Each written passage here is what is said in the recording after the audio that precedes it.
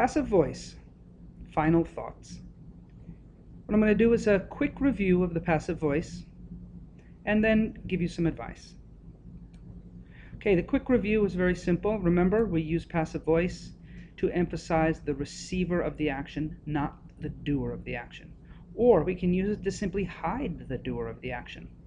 Or if the doer is unknown, unimportant, or obvious, we can use passive voice. We use it to be polite.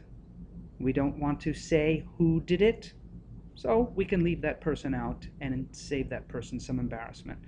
And it can be used in science because sometimes it's the process that is more important than the person doing it, or it's obvious in, for example, lab reports and who's doing the experiment.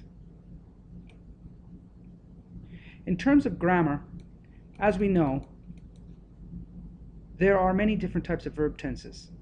Some verb tenses are of a high frequency and some are of a low frequency. So I don't expect you at this point to know every single verb tense in passive voice. But here are the most common and the ones we should really be familiar with. For example, passive voice, simple present tense. The reports are analyzed often. Okay, this is passive voice.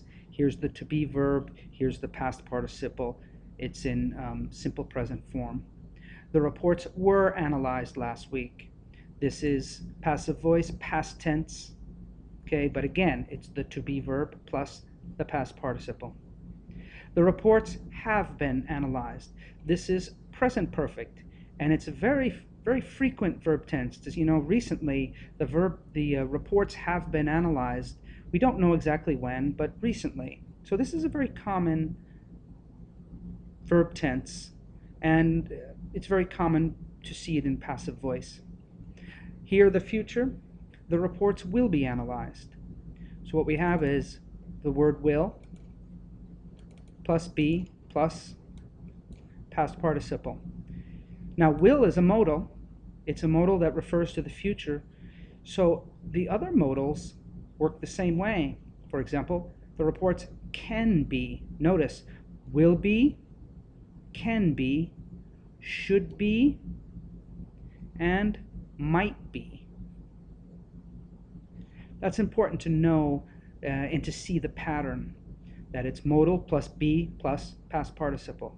Here, can is a modal of possibility, can be analyzed. Should is a modal of recommendation, should be analyzed. The reports might be analyzed. Again, might is a modal of a possibility. You know, this might happen or it might not happen. But again, modal, to be, past participle. Now for the advice, I know we've spent a lot of time talking about passive voice, but the truth is we seek to use active voice most of the time in our writing.